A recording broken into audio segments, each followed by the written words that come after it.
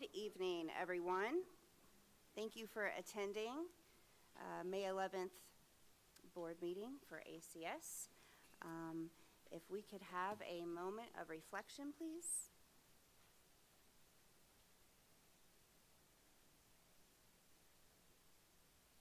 Okay, please stand with me for the Pledge of Allegiance.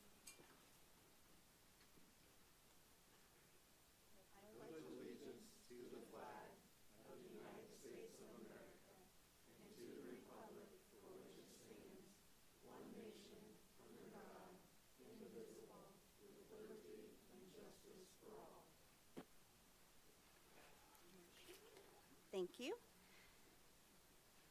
Dr. Hill, if you would like to read the guidelines for public comment, please. Madam President, bear with me just a minute. You're fine.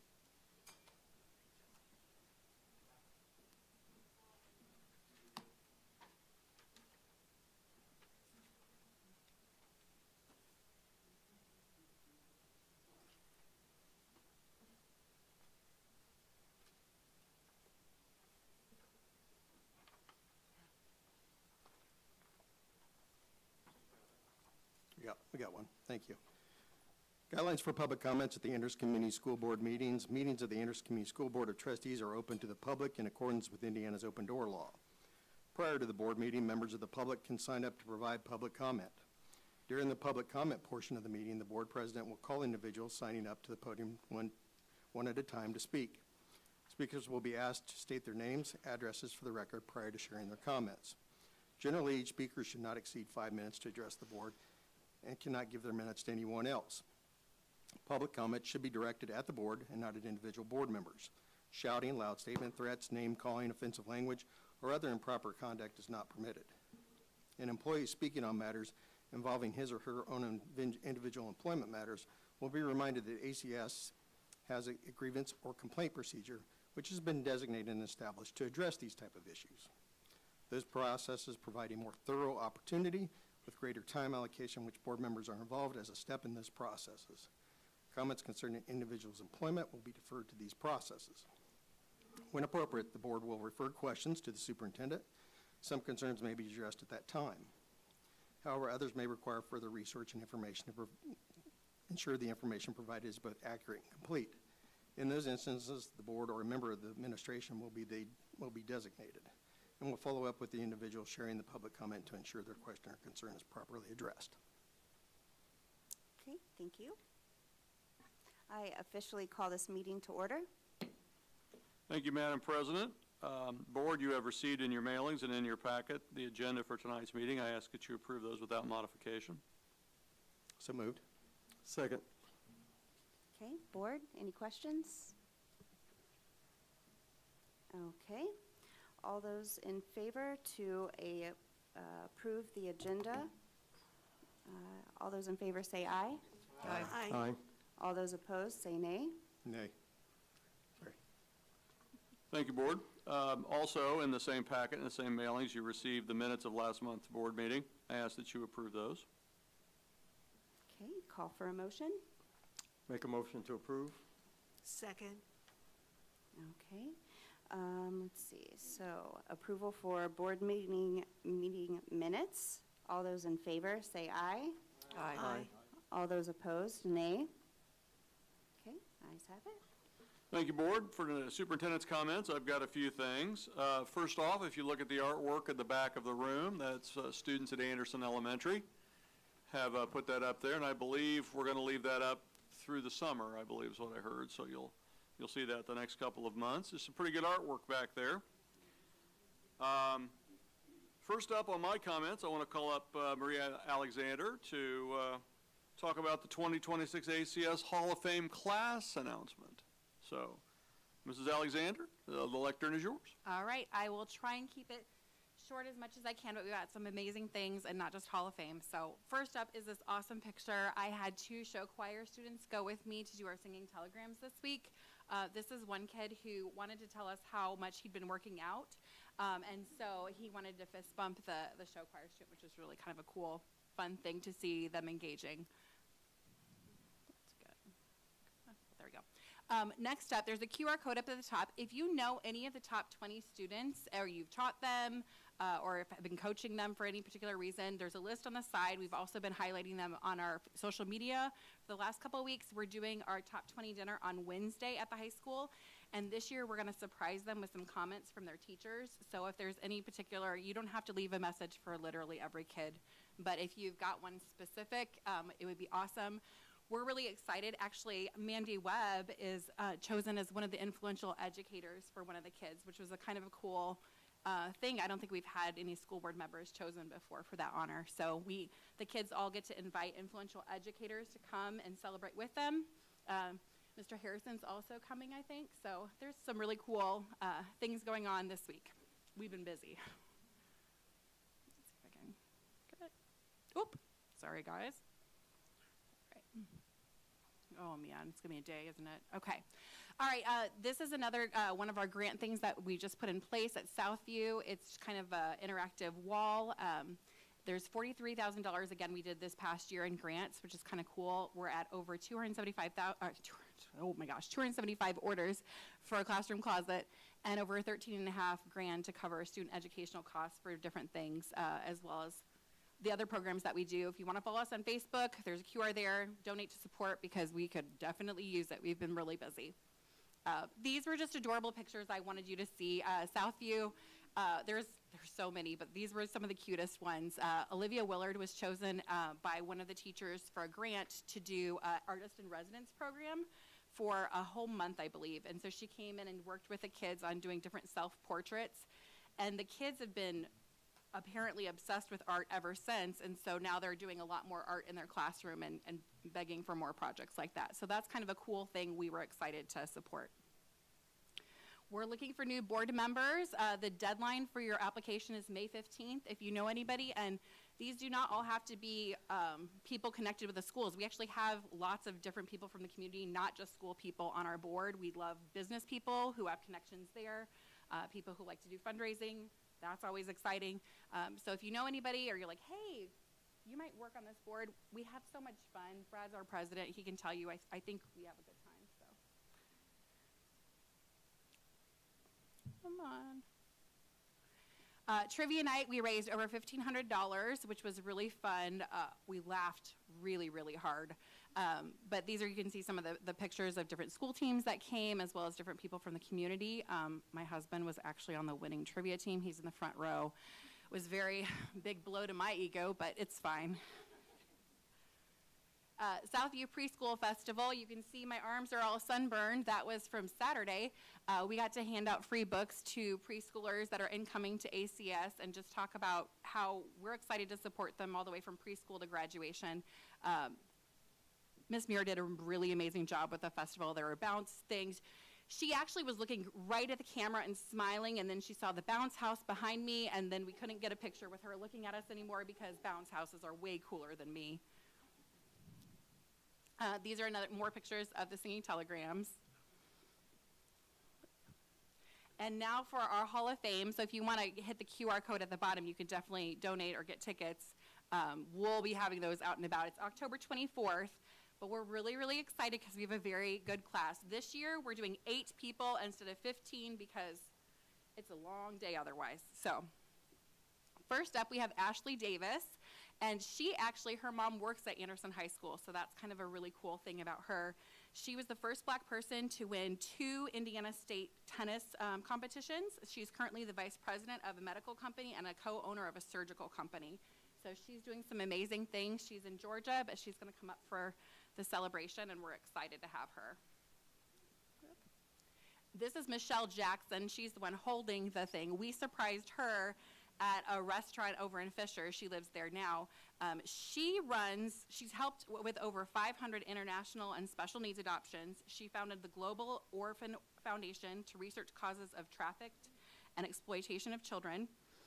The same foundation opened a village to help out with foster families in Africa to teach skills, community building. They provide healthcare, education. She's actually leaving for Africa in a few weeks for another trip there. But she was super excited. Jay Donovan, who is on our board, she's in a class with her in high school.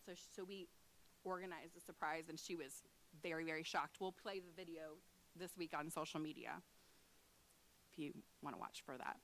Marian Teixeira is the president at St. Vincent and Ascension. She actually helped found the Anderson Center. If anybody's familiar with the Anderson Center, she was one of the main people behind that.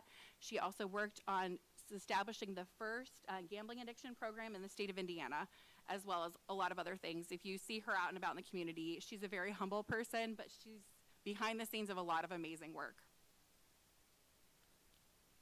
This is Anthony Harris. He's the pastor over at Church Upon the Rock. He's been the pastor there for 17 years.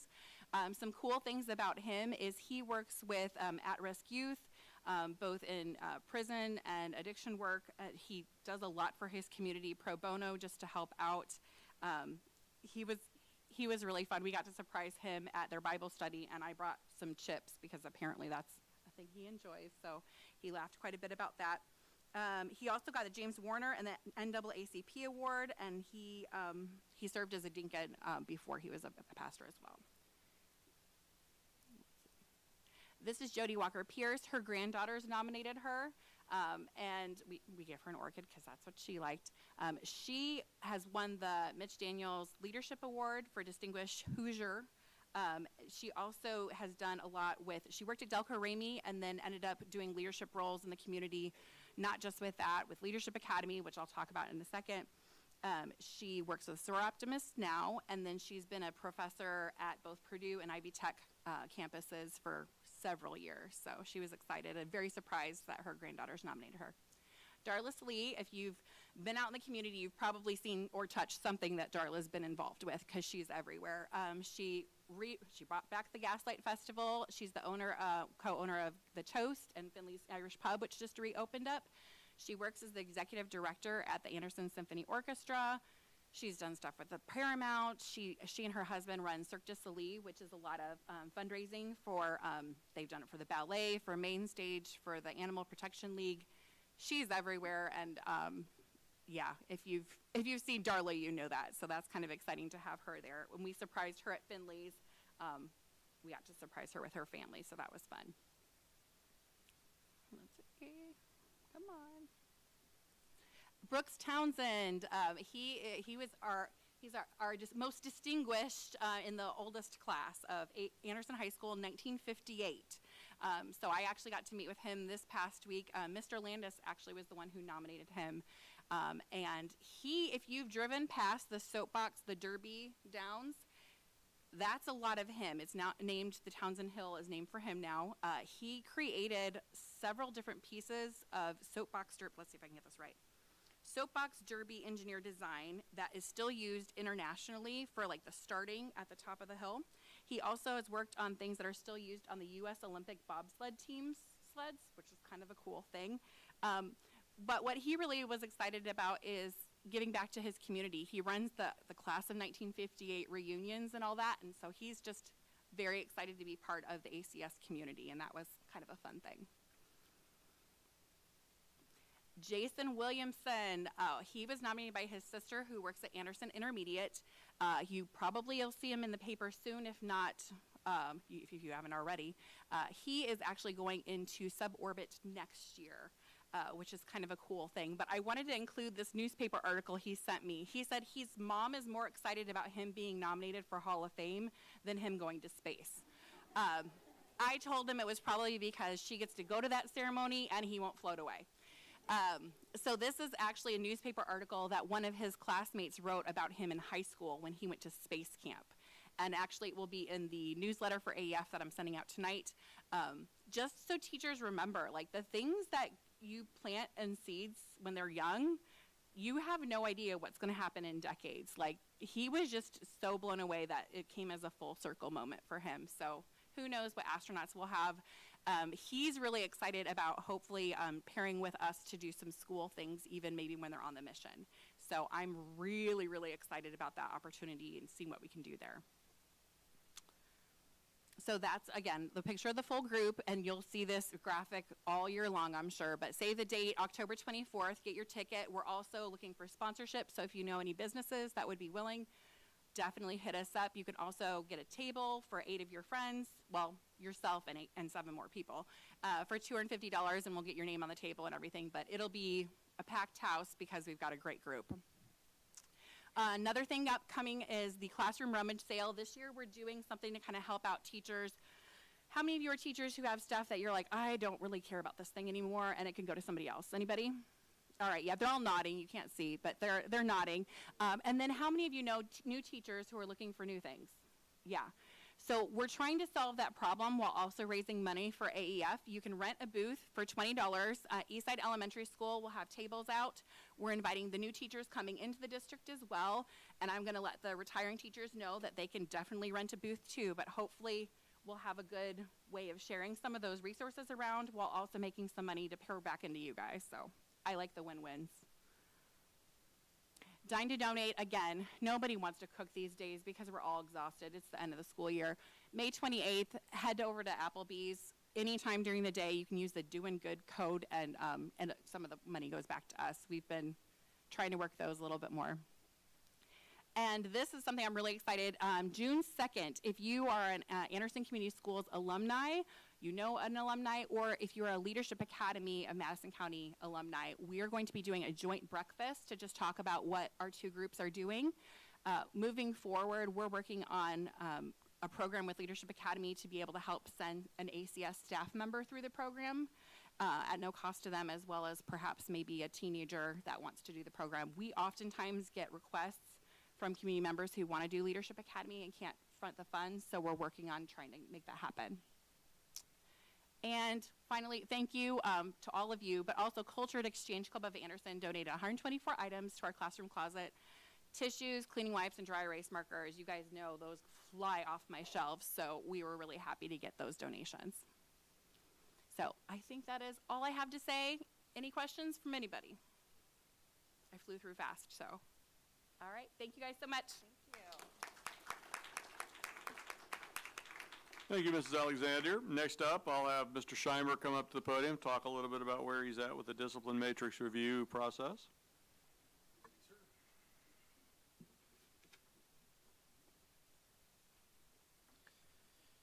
Members of the board, Madam President, Dr. Cronk, appreciate your time. Wanted to give you a quick update on some things that we've been doing to work on that handbook and some possible exploration of some changes that could come about. The information in front of you is some things that I wanted to cover briefly. Understanding the discipline matrix, consideration of changes. There are a lot of opinions of how matrices should work and what goes through the process. There's a lot of positives, but our goal is to explore the possibility of creating a more consistent, fair environment that could influence the way we look at the 7th and 8th graders that balances accountability with support.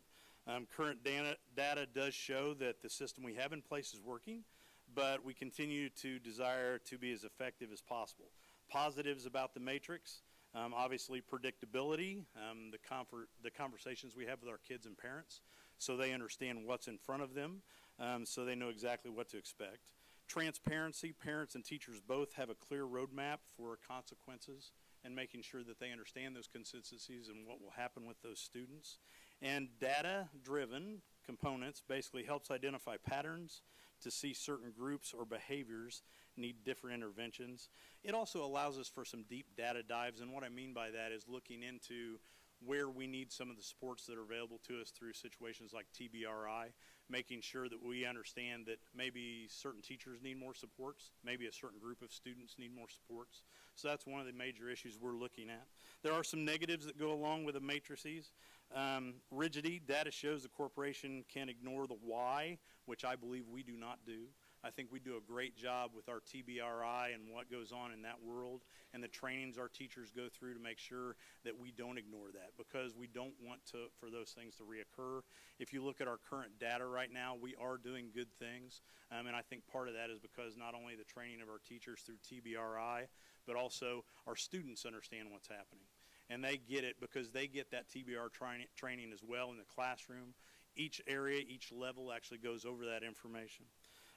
over-reliance on punishment. That's one of the things that a lot of people have problems with when you look at a matrix. I do not believe that to be the case, because I'll be honest with you, again, you go back to that TBRI training. I think we do a great job of basically informing people, informing students, informing teachers of the tools that they have that are available to them. Parents have the understanding because we inform them of what's going on. The next slide, non-compliance versus defiance. The reality is, one of the things that has happened here recently is I met with a group of parents. They had a major concern with understanding of compliance versus defiance.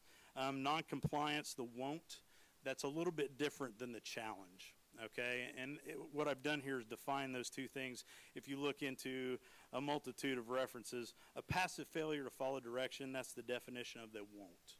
If you look at the challenge definition of defiance, is an active, often public rejection of authority. Our TBRI training is doing a great job of helping our teachers understand the variation between those two things. If we're talking about non-compliance, we believe the training we're giving our teachers, we can help them work through that. So those kids stay in class, our referral rates go down. It's a major positive all the way around. The challenge, obviously, active or often public rejection of authority, we have to train our students, teachers, and parents on that as well, because the kids need to understand what's going on if those things happen. But the reality of the whole scenario is that the parents don't understand it, they can't support what we're trying to do. So we make sure those things are going on as well. Major components of TBR training is supporting our staff in each building with tools on how to de-escalate the situation that would involve these types of responses. That's directly from our TBRI trainings that our teachers go through, and we want to communicate those things to our parents as often as possible. One last thing that I want to cover, there was some discussion on our Form 16 or PCEA. What we've done is we've reviewed that situation. We've looked at some of the school board associations, definitions of certain scenarios. What we have decided to do is, once a student does graduate from our alternative program and they've had some major positive scenarios that they can benefit from, they've been taught some of those tools that they need to be successful in the classroom, that PCEA now will go away. In the past, we've actually had that for the entire semester. We've decided to remove that once they've graduated that program, and that's being implemented now. So that was a very brief, very quick description of the situation. Can I answer some questions? What does PCEA stand for? That's a great question. That is a... Thank you. Probationary Continued Education Agreement. Basically what that is, the whole idea behind a PCEA is that the parent and the child and the individual that is going to write that agreement all agree upon the fact that they understand it is a waiver of due rights, and when they sign that sheet, they understand they can't do anything else that could get them suspended or expelled. So one of the reasons that there was concern about the processing of the PCEA was students were graduating our program, they were still going back into the classroom and still under that umbrella. Well, a lot of the districts in the state are utilizing that and not keeping that umbrella over the student once they've graduated. So we've decided to go back to that as well.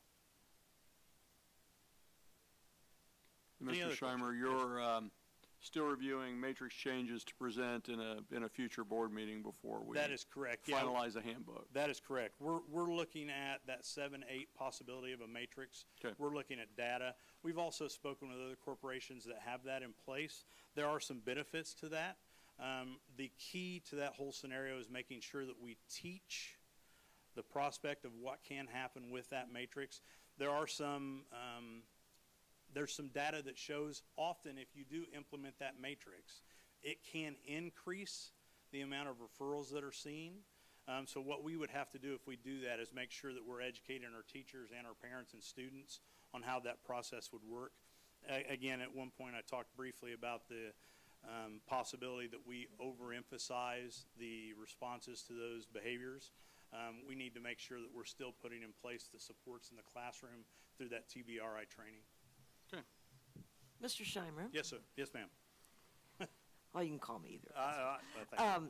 First, I'd like to thank you for the time you're taking and being open and listening to not only our constituents, but to people in the community and our parents, to really take a look at how we can improve our student discipline handbook. Discipline is important. Fairness is important. And I just encourage you as you're moving forward to make sure that you are looking and incorporating maybe some community members who might have already reached out to you and having some one-on-ones with them. They've shown the interest, or they've shown that maybe they'd like to have a conversation. My second question is, I love the fact that you're using data to help formulate some of the policies. What is your response to teachers in any given school who say, I don't bother to send a referral because nothing will happen?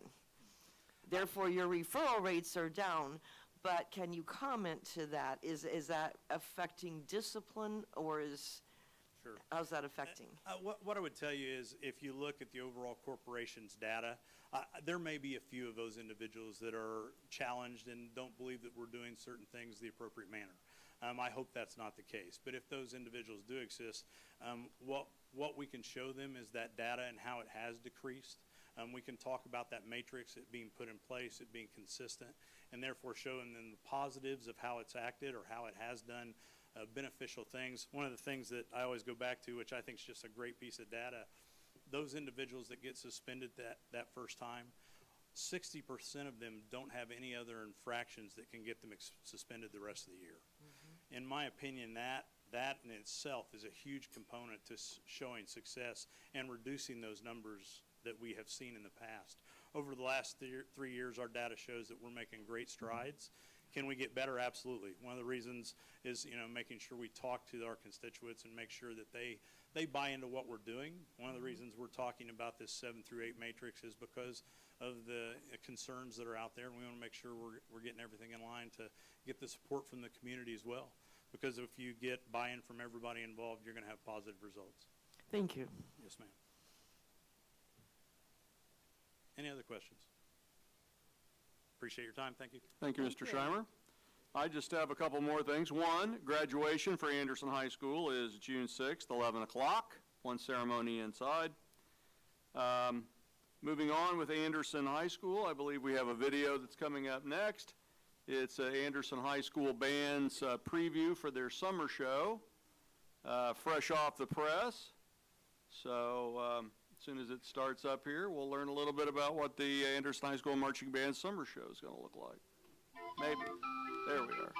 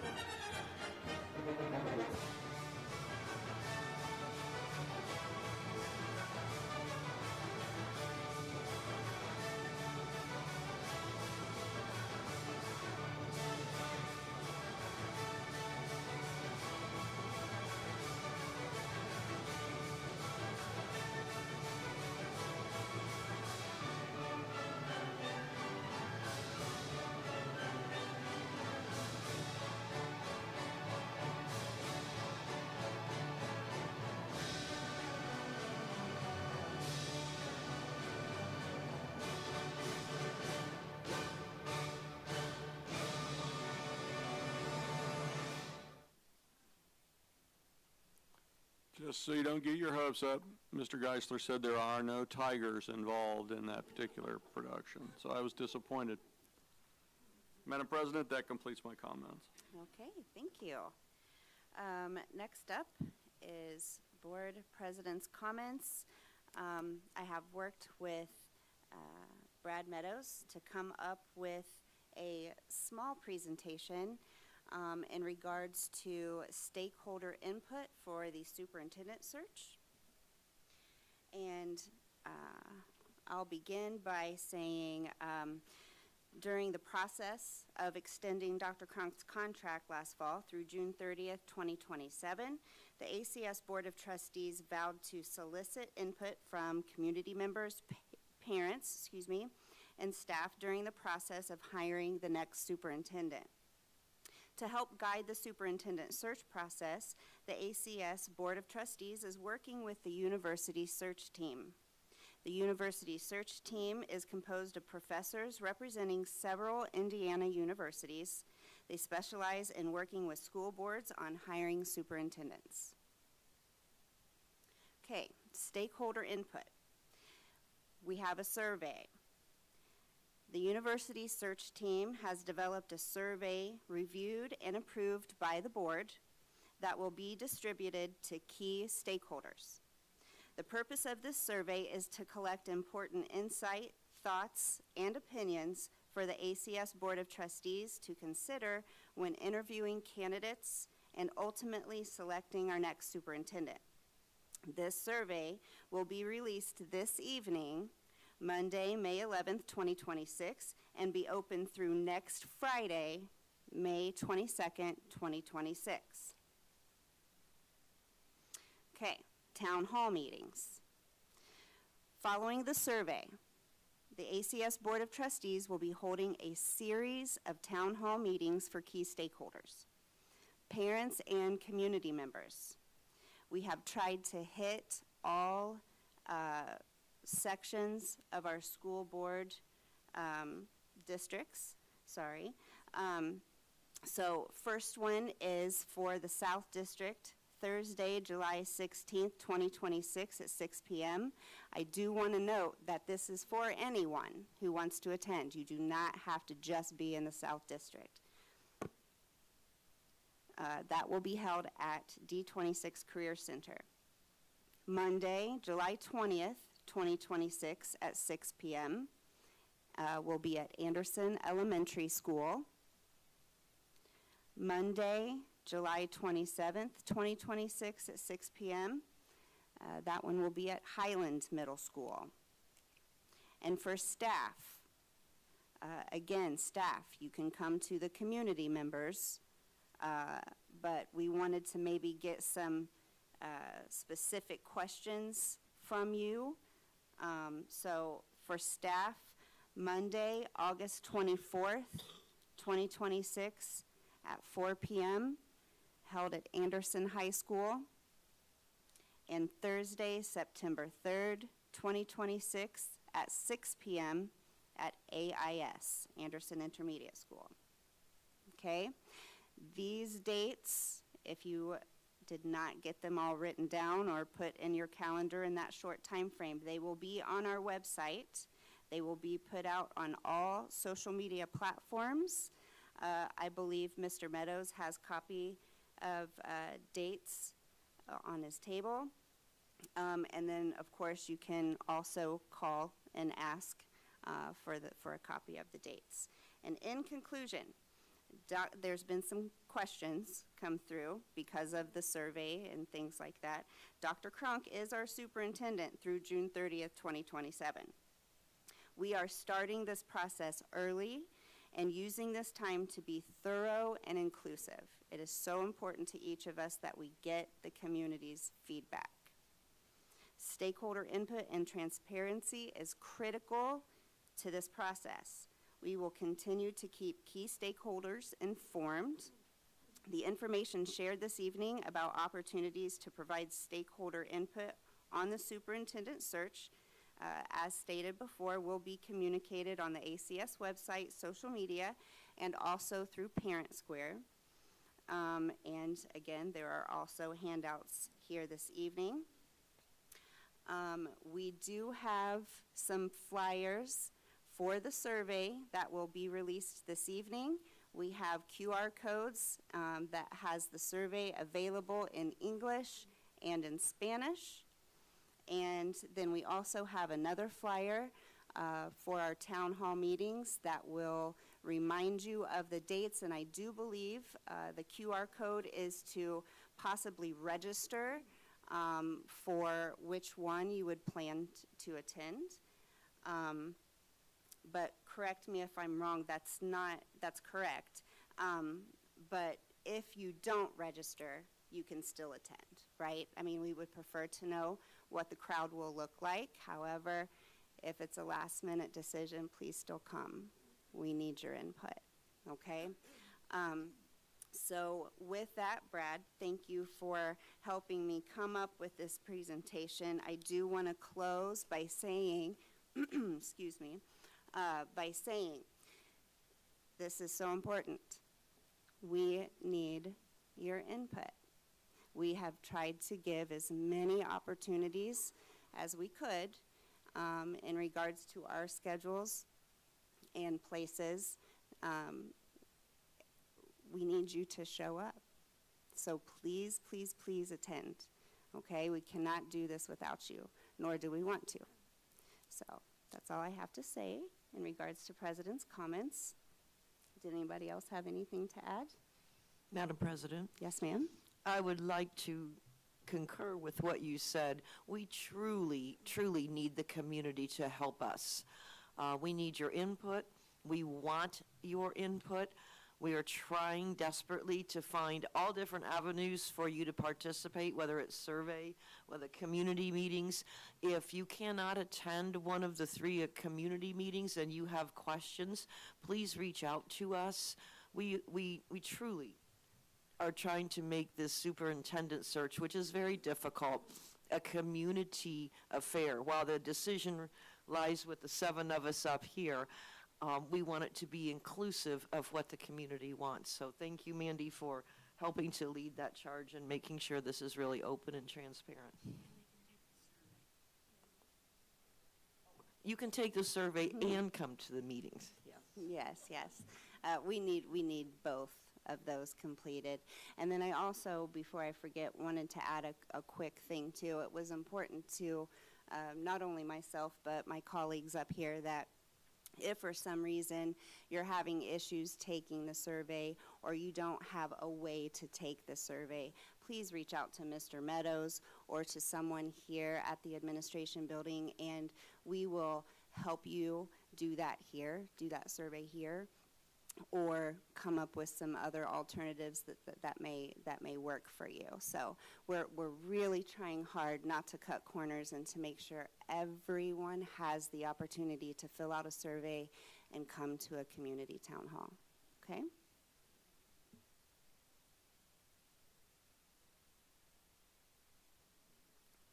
Now it is time for public comments.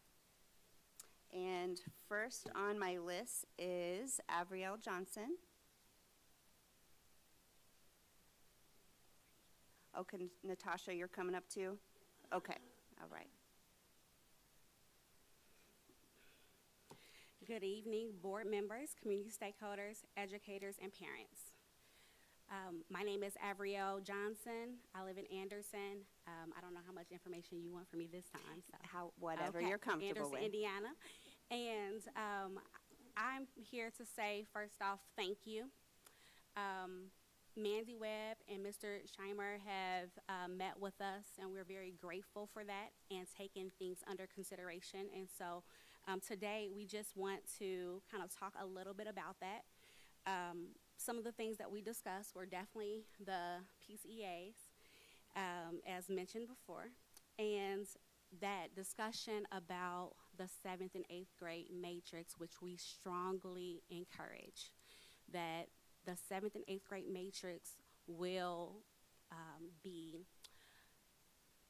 able to be implemented for that age group who is going to be developmentally and socially fitting for that age group. And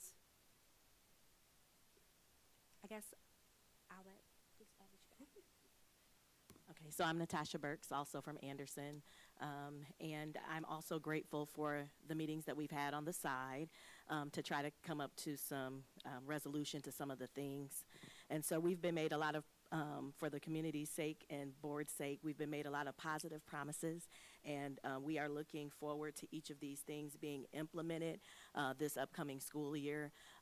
Sometimes it's very hard when you are found in a position and you have a lot of things that are important, but because of not knowing what to do or who to go to or even feeling if you're going to be heard, it gives you a sense of, well, I'll just keep that.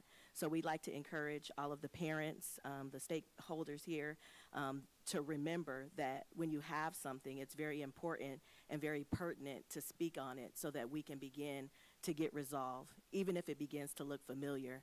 The most important thing is that we're not going to give up. We are not going to give up. We're going to continue to move forward. And so far, we've had the opportunity to meet with Miss Mandy on the board, and we're hoping, first off, thank you again, Miss Mandy. I really appreciate you. We appreciate you. And we're hoping to be able to meet with other board members as well. And so we will certainly reach out to talk to you all and get some input from you. Currently, we can't update about the moving forward of the behavior matrix, so I'm looking forward to Mr. Scheimer's update on that for the upcoming year. And we hope, again, that that final decision is pushing towards that 7th and 8th grade matrix being socially and developmentally for that age group. When we begin to simply just reflect on the journey that we've been through to get to this space, it is simply put a lot.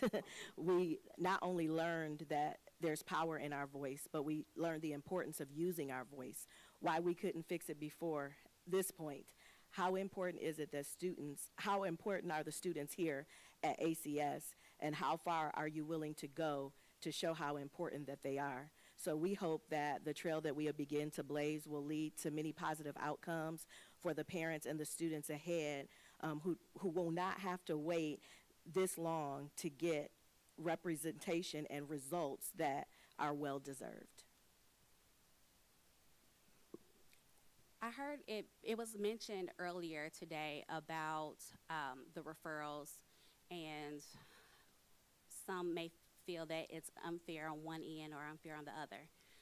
I'm hoping that, as it was mentioned already by Mr. Scheimer, that TBRI is being implemented in those referrals, and that the teachers can show like how it was implemented, and to be able to work side by side with parents as well. So that was something very big in our meeting that we addressed, that TBRI is the forefront of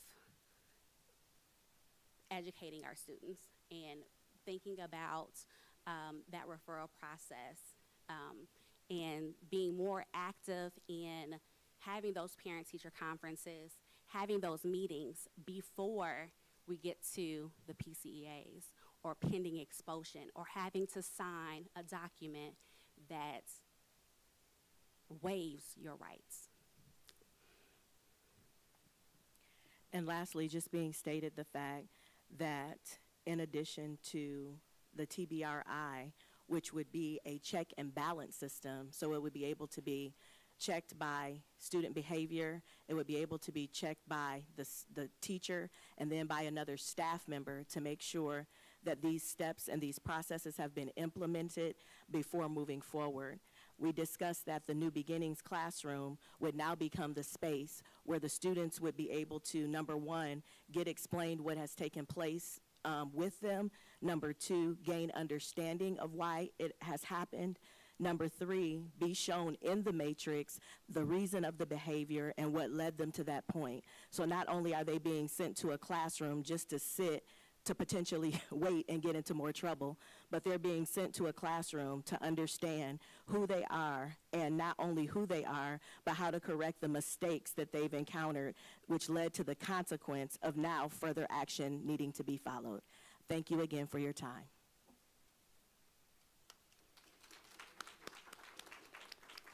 I do want to say very quickly, it has been my pleasure getting to know you ladies. And Mr. Scheimer and I have worked hard in trying to really listen to your concerns, and we have listened, and we are working together with you to make some necessary changes. And it is so important to have conversations with parents, because we're not perfect either. But I can guarantee that most of us, if not all of us, want what is best for your children. We might miss the mark sometimes, and that's where it's up to you guys to bring us those concerns so we can really look into them and maybe meet somewhere in the middle, or even make the change altogether, which some of the time this process we've done. So I appreciate both of you ladies and the group that we've met with, and I look forward to next year. And then really quickly, one of you asked me about PTAs. Yes, I see you both nodding. Okay, yes. So that is a school-based thing. And so next year, if your students go on, when your students go on to the next building, call them at the beginning of the year and see if they are having a PTA. And if they are, ask how you can get involved and when that will be. Okay? All right, thank you. Madam President, may I speak? No, Holly, hold on. Yes. Madam President, may I speak? Yes, quickly. Yes, ma'am. Mm-hmm. Tammy Dixon Tatum, Anderson, Indiana. And first, I do want to say thank you to all of you, Mr. Scheimer, Ms. Mandy, and everyone for having those conversations with the parents. It was much needed, and it seems like it's headed on the right path. I am hopeful that it stays on the right path. And the only thing else that I want to add, it was brought up about certain statistics. About 60% of the kids who, I guess, get suspended, they do not reoffend, if you will. But the question is, what happens to those kids? Do they come back, or are they out on the street? And if they're out on the street, what are they doing? So, you know, numbers do tell stories, but make sure we really look at the story that's being told, because I'm hopeful that it's not that a majority of those 60% are in mischief on the street. And then there are, and yes, ACS seems to be doing well, but keep in mind when things are data-driven, like Mr. Scheimer had pointed out, there is a set of data that says that things are on the right track, but then there is also another set of data that says that a particular group of kids is being adversely harmed by the things that are put in place. And so that's what these meetings have been about, to address those things. So I'm prayerful, again, that those things keep, moving forward. And that's basically what I wanted to put out, because data does tell a story, but you have to dig deep to see what story it is telling, and I'm hopeful that those things continue to happen. Okay. All data sets are important. Yep, thank you. Thank you. At the last meeting, I asked for the data that you have, and I've not gotten it. I don't know if any of the other board members, but if you could provide that for us. That data was sent, and it will be resent. And I know that I've never gotten it. Okay, well, we will definitely make sure that we find it and that we resend it. But it was just basically information that talked about having the right child for the right reason, discipline per se in the right way, that is definitely age appropriate, which is why they're asking for that matrix to be 6th, 7th, and 8th grade, because it would be, the changes would align with them. I just want to see what you. Yes, we will make sure that you get that information. And I can apologize if it didn't pop up on your email, but we'll make sure you'll get it. Thank you. All right, thank you. Ms. Tatum, are you a part of these ongoing conversations with these ladies and Mr. Scheimer? Yes, ma'am. I have been a part of all the conversations, yes. Okay, great. Thank you. All right, thank you.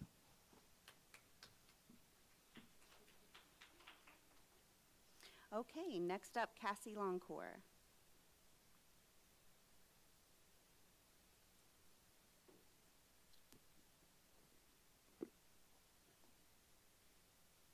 Hello. I'm Cassie Longcore, again, from Anderson. I'll just start. Good evening, members of the board and everybody out here. It's a full house today. I am here tonight because the gaps in services I described to you in February have now evolved into something more serious. A breakdown in accountability, communication, and follow-through. Since I last spoke, the situation for my son and other students has not improved. In many ways, it has worsened, not just because of the challenges themselves, but because of the district's lack of response to them. To briefly summarize, I spoke to you February 9th.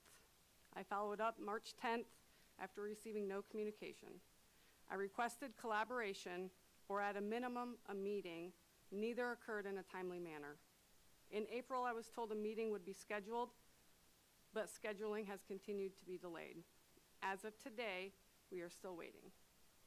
This year, I have participated in 5 IEP meetings, 5 principal office meetings, over 77 emails, and more than 20 phone calls, all in an effort to resolve these concerns collaboratively. This pattern reflects more than miscommunication. It reflects a lack of engagement. At the same time, the district has acknowledged through its own audit that IEP compliance is a weakness. Mr. Bonnell spoke about the need for an in-house person in each building to handle all things special education, provide direct support to staff and students, and serve as the face of special education. This is a meaningful idea, but it only works if the right person is selected for the role and if there is clear accountability to ensure that supports and expectations are actually being carried out at the building level. What concerns me most is that we are not just reading about the weakness, we are experiencing it in real time. My son's school was found non-compliant in December for failing to follow his behavior plan. Yet months later, those same issues persist. We continue to receive documentation that does not reflect our actual conversations, and we continue to see a failure to consistently follow legally binding IEP plans. This is not simply frustrating, it has real consequences. My son is now on his 3rd suspension for behaviors that stem directly from the gaps in services and lack of consistent implementation that I have been raising for months. Each delay in addressing these issues increases the risk to students and places them in situations that could have been prevented with proper supports. As parents, we are left sending our children to school each day, hoping that they will simply make it through, rather than trusting that the system will consistently support them. Inclusion is often described as a system, and I agree, but a system cannot function without accountability, transparency, and communication. Families are a part of that system, and when the communication breaks down, so does the system itself. What we are asking for is not unreasonable. We are asking for timely communication. We are asking for follow-through on commitments. We are asking for fidelity to legally binding IEPs. And we are asking for collaboration so that issues can be resolved before they escalate. At this point, I am asking the board to help ensure that this moves forward.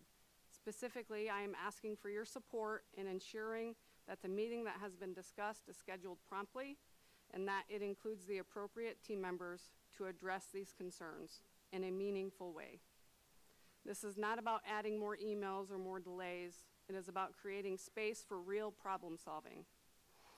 The district has already identified IEP compliance as an area that needs improvement. This is an opportunity to address those directly, using real, current situations to drive meaningful change. Every day that passes without resolution is a day where a child's educational experiences is impacted.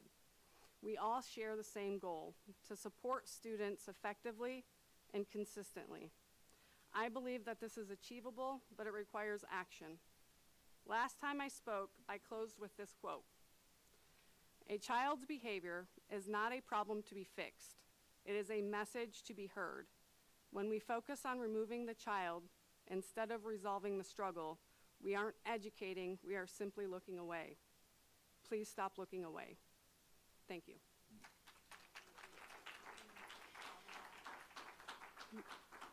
Cassie, well, first, board, I want to meet for 5 minutes in regards to this after the public session, please. And second, I thought that you had a meeting on Thursday morning. And I don't want details here just because of, Yeah, no, that was just an IEP meeting. That's not what I'm asking for. okay. No, I understand. I just wanted to make sure. I keep hitting the mic, sorry. I just wanted to make sure that I understood before I meet with the board. Okay, thank you. Okay.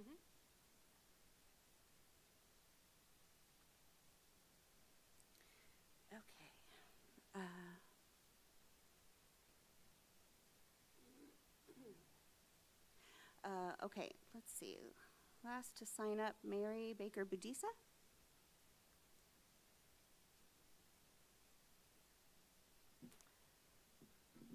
I want to make sure everybody can hear me well.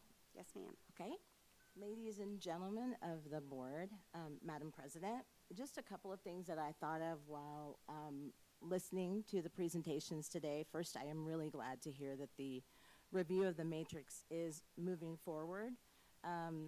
Just maybe some additional data points to Tammy's point that may be helpful to review is looking at the demographic breakdown of students who receive different levels of discipline, just to make sure that we're not seeing bias and that the TBRI really is being implemented with fidelity, because sometimes training gives you the information, but actually in practice it may show up differently. And I think the second thing is maybe to look at what other interventions, Mr. Scheimer, have been effective that are either outside of the matrix or with some of the less punitive or earlier interventions on the matrix to see if those are in fact having a similar result, like preventing students from getting suspended at all or seeing an elimination or a significant reduction in certain behaviors, and that maybe there's a particular ongoing intervention short of suspension that will help to lessen the behavior and support the student. So the other thing that I wanted to suggest with regard to the survey in the town halls, I know that survey response rates are very low. That's just across the board. When you do a survey, sometimes it's the length, sometimes it's just people's capacity to engage with those. And one thing that I was going to suggest for the town halls, because that's probably where you'll get a lot more engagement, is to have a virtual town hall at least one of those times, and that with the virtual component, it also allows more safety for those members of our community who have concerns about being in larger spaces with a lot of people, and providing Spanish language interpretation during that virtual meeting. The other thing is for Mr. Meadows. I think since the board has constituents and you could do like short video appeals that you put on your social media that are running on the ACS Facebook page and social media to invite the public, because I think it puts a face with what you're asking people to do, and so that appeal may resonate with more people doing that. Okay, so I'm here to request that the board review and update the rules for public comment during the ACS regular board meeting. First, this is the only time outside of special public meetings that community members, including parents and families, can address the full board. Because, you know, we've understood that when you meet with the board, you have to meet with at least maybe a couple of members, otherwise you're getting close to having a quorum, and that means that you're not going to get the benefit of talking with the full board, and this is the space where we do that.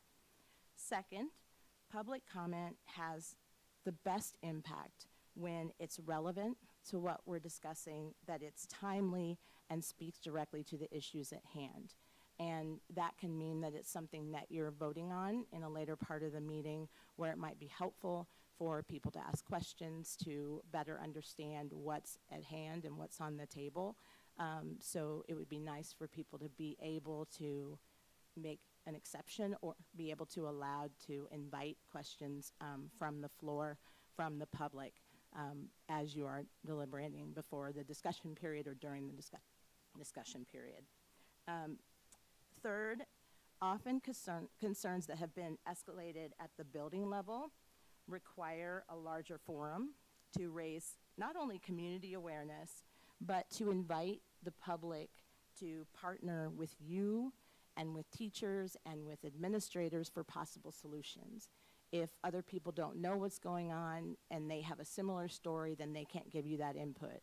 Not everybody is able to attend, and as you know, the 5:45 deadline to sign up isn't going to work for everybody, especially those who are coming from work, and especially if they're commuting, so it may be difficult for folks to get here in time to ask for their voice to be heard. And currently, the order of agenda, again, raises some issues that you'll be voting on where people aren't allowed to make comments after those have been brought up for a vote. And sometimes it really is germane that people be able to speak on that. I think a good example is last month's board meeting where you had an urgent need to go ahead and vote on the handbook, which, you know, I completely understood. I think the matrix being included in that vote was, I think, a shock to some of the public and some of those of us who were in attendance, especially because you'd heard for the last 2 or 3 months from parents who raised those concerns, from other community members who said that developmentally that there were big concerns about it, and I think people at least had brought up bias, they had brought up some other things. Because once we get to suspension, then that's a part of your record. And we want students to have the best opportunity to succeed after they matriculate. And so I think just the consideration of what the impact is, and there are disproportionate impacts of being suspended on certain groups. So I think that bears consideration. And when something like that happens, you know, in this example, 4 board members didn't have a problem with a person being allowed to come up and respond or ask a question or raise a concern, and 2 people did. So when it was fortunate in that instance that someone was allowed to, but that doesn't always happen. And I think it's important that as a board, you give consideration to how that can be adjusted or how people can be invited in a way to participate in the meetings. So I'll just close by saying that I think that the current board president, Madam Webb, has spoken about a willingness to review the current policy and think about maybe some ways to adjust, amend, what have you, to make sure that you get the maximum inclusion and opportunity for people to share. And I think that as we go into the summer and school is out, maybe the board would have an opportunity to have at least one meeting or be able to have homework and take that policy home and begin to look at it and think about what it could look like for the next meetings after the summertime. Because I think it's really important to invite greater transparency and collaboration from the community. From what I hear from everyone here, including the teachers, administrators who are represented, we want to work together, but we have to have conversation, and sometimes that doesn't happen except in very, you know, small, specific instances. And so I think it would just be great if you would consider that. So that's all. Thank you. Thank you.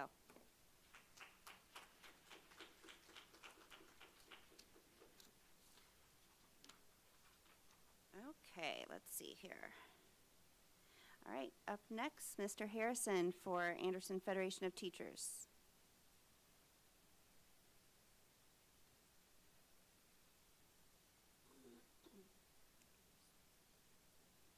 Good evening, esteemed members of the board and executive cabinet. Thank you for the opportunity. I'll be very brief. Maria, I appreciate the kind words and the accolades about being nominated for the top 20 dinner. It's always an honor to be in that conversation. Congratulations, Madam President. Thank you. I don't believe a board member's ever been nominated.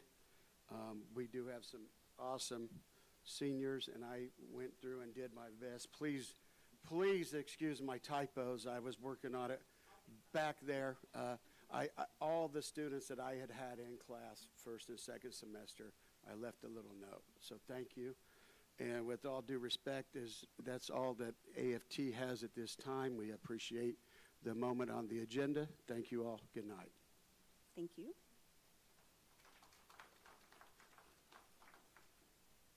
All right, next, we're ready for board actions. Looks like we have some consent items from Mr. Elmore. Yes, thank you, Madam President. And so tonight I have 3 items on my agenda that I will ask for your approval. And so with the first item, I'd like to go ahead and direct your attention to the financial report located in your board packet for the approval of claims numbered 106-275 to 106-605, which are the claims for the school corporation, and then claims numbered 3335 to 3379, which are the food service claims. And so with that said, these have been properly reviewed and approved by the appropriate management channels, and I ask for your approval through Resolution R-2026-15. Okay, thank you. So, for approval for the financial report. Move to yes, approve. we need- Okay, questions? No? Okay, by roll call, Mr. Chamberlain, Aye. Dr. Hill, Aye. I myself, Ms. Renz, Aye. Ms. Collette, Aye. Mr. Bookhart, Aye. Ms. Green. Aye. Okay, ayes have it. Thank you. Now, for the next item on my agenda is the approval of the D26 truck disposal and surplus. And so with that, I would like to ask for the board to approve a 2002 Ford truck that is currently assigned to the D26 Career Center as surplus and authorize its disposal. The vehicle is no longer usable within the Career and Technical Ed program due to the age and condition of the vehicle and holds only nominal scrap value. Upon approval, D26 will dispose of the vehicle and the proceeds will go to help further support the automotive programs. So with that, I ask for approval. Okay, thank you. I call for a motion for approval for the D26 vehicle surplus. So moved. A second? Second. Okay. All right, questions? Okay, we will go by roll call. All those in favor, Ms. Green, Aye. Mr. Bookhart, Aye. Ms. Collette, Aye. Ms. Renz, Aye. I myself, Dr. Hill, Aye. and Mr. Chamberlain. Aye. Okay. All right. Thank you. And the last item on my agenda, I'd like to request the board's approval of a resolution authorizing the transfer of limited property rights and temporary easements to the Indiana Department of Transportation. And so the Indiana Department of Transportation has initiated land acquisition activities related to the State Road 9 Road Improvement Project in the city of Anderson. And the primary purpose of this project is to add and replace sidewalks adjacent to Anderson Intermediate School and Eastside Elementary School to improve the pedestrian safety and accessibility of that area. And so with this agreement that you would approve, the state has offered to us $5,700 based on an approval that was done by the state. And so with that, I ask for the board's approval. Okay. Call for a motion for authorizing property transfer with NDOT. Motion to approve. Second. Second. Okay, by roll call, Mr. Chamberlain, Aye. Dr. Hill, Aye. I myself, Ms. Renz, Aye. Ms. Collette, Aye.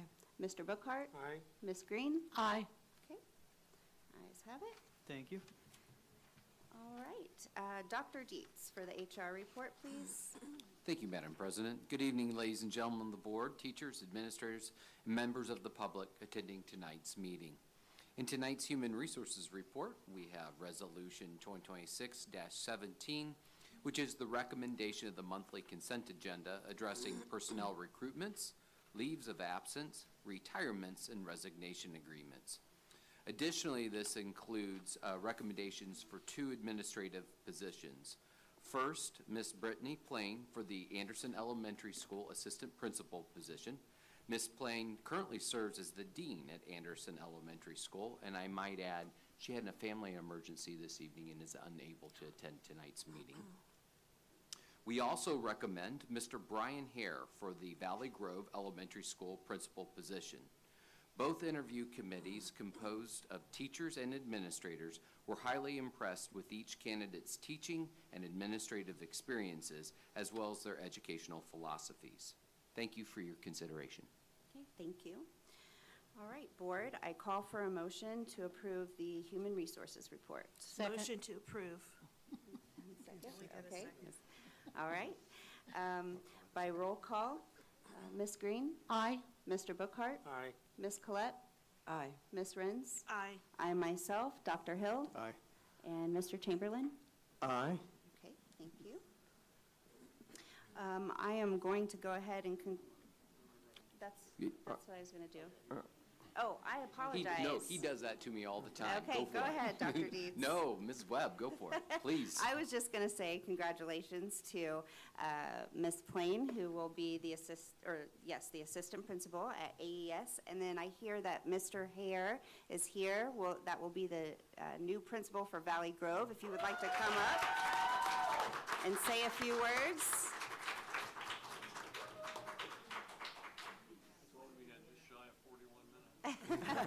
All right, I was told I only have like 30 minutes to speak, so I'll make this quick. I greatly appreciate this time tonight and this opportunity to be part of the school system, and I look forward to the fall. I know summer's right around the corner, but I can't wait to get started with you guys. So appreciate all your time here tonight. Thank you. Thank you. Congratulations. And it's good to see that you have so much building support already. I see most of the Valley Grove faces in the audience. So good luck to you, sir. As always, if you need anything, please reach out. Just, the Valley Grove staff's been asking, that's your principal now. Now I can say it. Now I can tell you. Okay.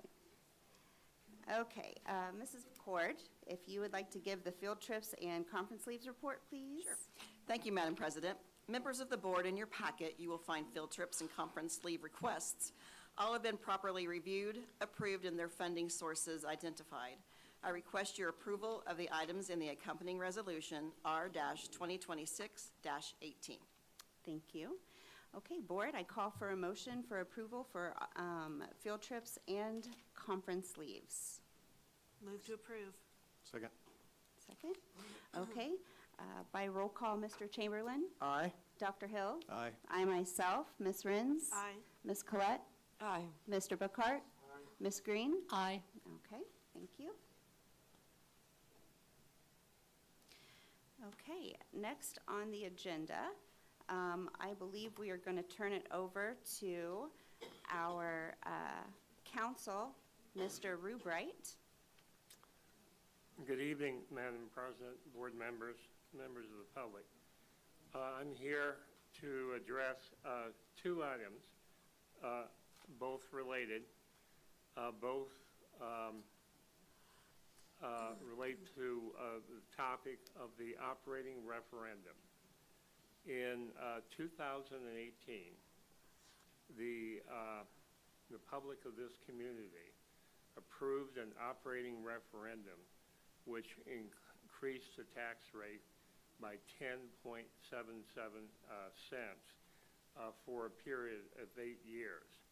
That operating referendum expires by its own terms and by the statute in 2026, the last year of a referendum. A referendum can only go a maximum 8 years. The two items I'd like to address is that this is an information item, the first part, to notify the public, and we will have additional notice go to various aspects of the public, along with a copy of the resolution that on June 8th, 2026, the board as an agenda item will consider a resolution to start the process to place the question of whether the referendum should be continued past the 2026 year for another 8 years at the same rate, and that question be posed to the taxpayers, and the taxpayers would address whether that should be extended. This is a process mandated by statute.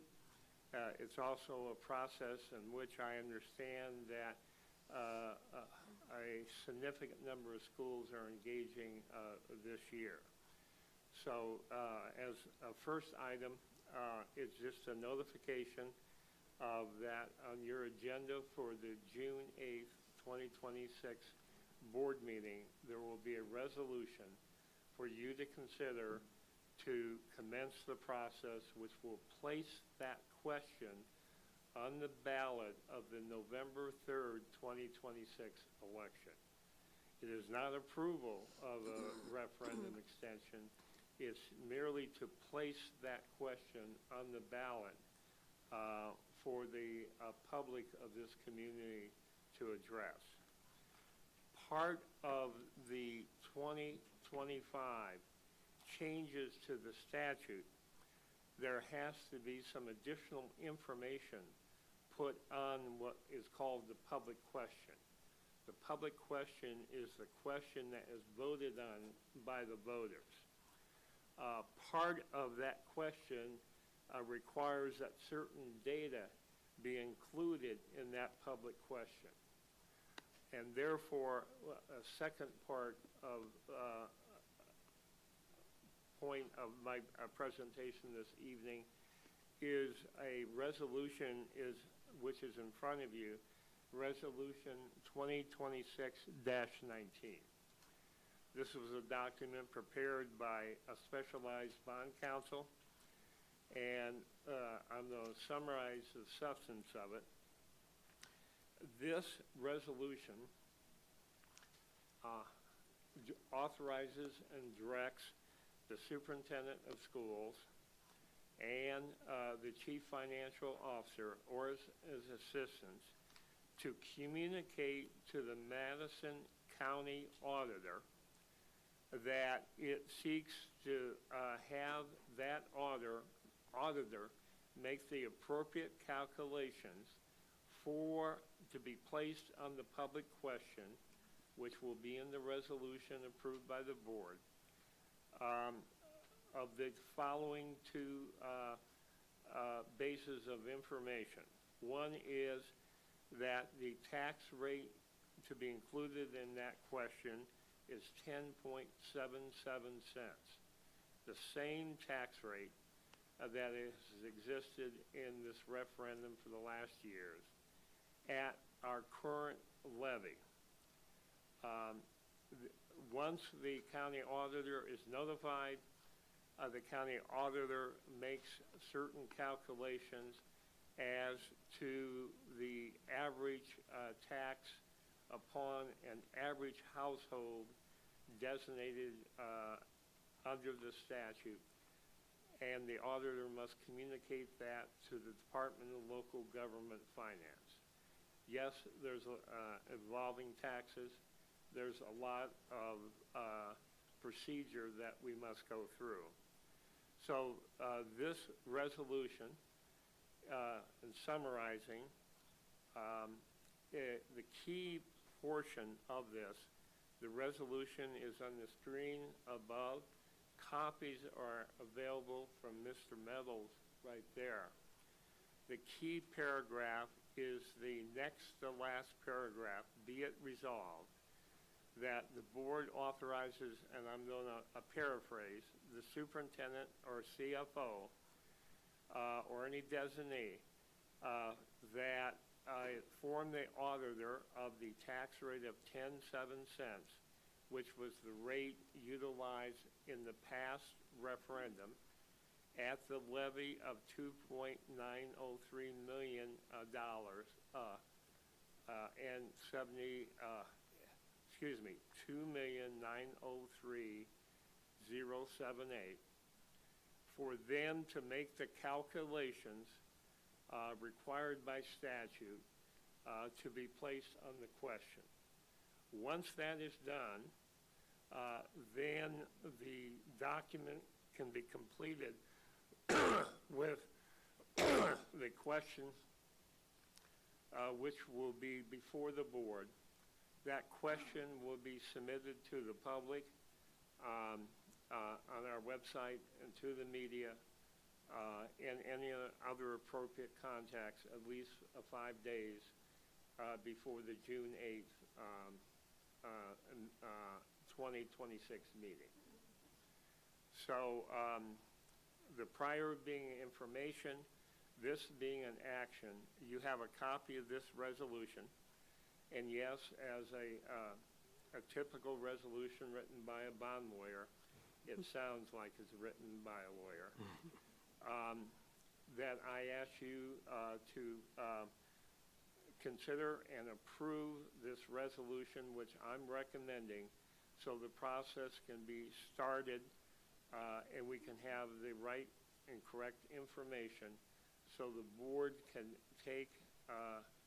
consider whether the process should go forward and this whole issue of extension be placed on the November 3rd, 2026 election ballot in Anderson, Indiana. So I recommend approval of Resolution 2026-19. Any questions of the board? I have a question. You said that the current operational referendum will end of 2026. Yes. So are we talking about a tax increase, or will the tax remain the same for our taxpayers? No, if a referendum is not approved by the taxpayers to continue, the current 1077 would disappear from the tax rolls. If this is placed on the ballot and the taxpayers approve, it would not increase taxes. It would continue taxes at the same rate. Now, various people may view this differently, but as you know, the state has gone through a property tax reduction this last year with Senate Enrolled Act 1. Property taxes will be recalculated in a different way, but the rate of 1077 will be the same as it has been for the last 8 years if this is placed on the ballot and approved. And this is different, the operating referendum is different than the capital referendum, Yes. that big $41 million, correct? Yes. That we asked for. In 2018, there was 2 referendums. Actually, there were 2 votes. One was the capital referendum, which went to fund a bond issue to refurbish facilities throughout the school corporation. And a second one was for an operating referendum, which brought in approximately $2+ million each year for 8 years. This only seeks a continuation of the operating referendum. It does not address the prior capital projects referendum. And as I've read, the reason why we need to do that is because of our state legislators who passed Senate Bill 1 that's going to trim the amount of money that we would typically obtain from tax dollars? Yes. Absent the referendum, Senate Enrolled Act 1, which was passed in 2025, will mean that as of 2028, a school which has a charter school must transfer money away from its operating fund to the charter school. Anderson School Corporation, it will be implemented over a 4-year period, will lose $1.8 million. So in a sense, by doing the referendum, this is really just replenishing our expenditures, which will be transferred from us to charter schools. Thank you. Thank you for that explanation. Other questions? If not, I would recommend that the board adopt Resolution 2026-19, which the only effect of this is it directs the superintendent and the CFO to send certain information to the Madison County Auditor so it can do calculations and send those calculations to the Department of Local Government Finance. I so recommend and look forward a motion from the board. Madam President, I recommend resolution number 2026-19. Okay. Second. A second. Okay, good. All right, questions? Any others? No? Okay, by roll call, Mr. Chamberlain? Aye. Dr. Hill? Aye. I myself, Ms. Renz? Aye. Ms. Collette? Aye. Mr. Bookhart? Aye. Ms. Green? Aye. Okay, the ayes have it unanimously. All right. Okay, Mr. Meadows, you are up, sir. Good evening. Thank you, board, members of the public, administration. I have an exciting opportunity to share with you this evening. Feels kind of anticlimactic coming at the end of a long meeting, but I hope you guys can bear with me just for a few moments. But it's a really exciting opportunity that should just take a few moments here. So Thrive Credit Union was founded in 1940 as Delco Battery EFCU. After a few other name changes, in 2014 they became Thrive Credit Union. I'm providing that background because, like me, you probably haven't heard of Thrive, and that's because they've been located in Delaware County for the last 86 years. They've been a key part of the Delaware community during that time period. Despite that, not having a physical location here in Anderson, they have a lot of customers that already live and work in Madison County. So they decided to expand to Anderson. That's where they'll be located. If you've been out by Meyer recently, you've probably noticed there on the 67th Street side, their building is well under construction. They'll be opening up in the fall. And there is a beautiful rendering of their building, which I know they're very excited about. So why I'm sharing this with you is a few weeks ago, I had an opportunity to meet with their CEO, as well as their COO, Brittany Richards, and Brittany's here tonight as well if there are any questions. But they told me about their school spirit card program. So in Delaware County, they're already partnering with 4 school districts, as you can see there on the right-hand side. And this is a way that they've been able to support those local school districts in Delaware County, and they do that through a couple of different ways. One, the school spirit card program will allow money to go back to the district, which I'll explain how that works. As well, it just helps to generate community support. So you get to see some of their billboards here in a little bit that I'm excited about being able to feature some of our students. Those are what the school spirit cards look like in Delaware County. So you can see where all the school districts have their own cards, and card holders can choose to have one of the school spirit cards, and it's just a regular debit card. And a portion of every transaction goes back to the school district. Inside the numbers, so this program started in March of 2025 in Muncie and Yorktown. In Muncie, they have 156 cards, over 41,000 signatures, and that's generated into over $3,300 back to the school district.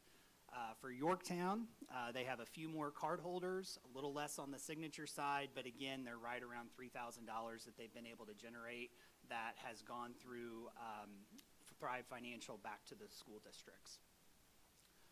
Those are some examples of how they've marketed the school spirit card program in Delaware County. And so you can see they've selected primarily high school aged athletes and used kind of a sports theme.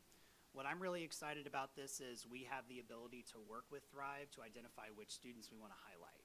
Could be high school, could be elementary. I know we've got a lot of Valley Grove folks here tonight, so we have an opportunity to really identify which students we'd like to be featured And it's really neat what they do for the students too. I mean, they do life-size cardboard cutouts, like they really get to be a part of selling and sharing the opportunity to support local schools in Delaware County.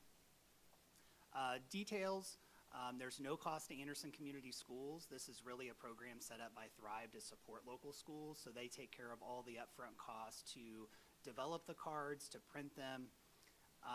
For every transaction, we get 8 cents back that goes back to the school district. What's exciting is, as I shared, well, we'll get to figure out what design we want for the card. I'm thinking something red and green, but I'm an Anderson High grad, what can I say? Also, the students featured in the campaign, like I had talked about. And then this is something I had shared with the board previously, and it's something we can talk about, is how that money will be used. So each of those 4 school districts have the ability to determine how they want that money to be used. Some use it through their local education foundation, like Yorktown. Others, it goes directly to the schools. So it's really an exciting opportunity. Thrive is also pledged to donate at least $2,000 the first year as well. Before I jump into any questions, and I certainly would welcome those, we do have existing partnerships with some of our local financial institutions, and so I was very cognizant of the fact that we didn't want to, disrupt any of those partnerships. And so this partnership and this program is really exclusive to Thrive Credit Union, so all of our local banks don't have a program like this. So that's why I'm really excited about it. So at this time, I would entertain any questions from the board. Does the board have any questions? Thank you, Thrive. Okay, yeah, it sounds like a really positive thing to look into, and I would be excited to see the cards when that comes about. So is... I believe a motion might yes. be in order for this. Yes, so I just wanted to make sure the board Oh, would... is she somebody back here?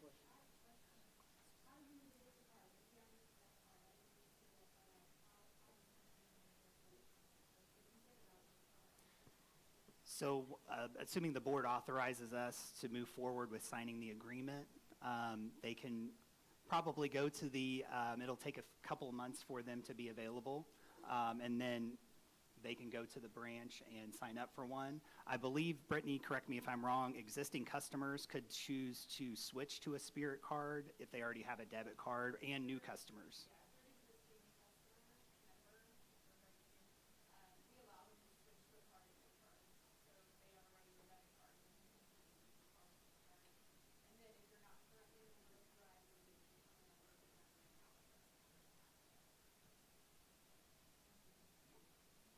Okay, all right. I will call for a motion for the approval of the Thrive Credit Union School Spirit Card opportunity.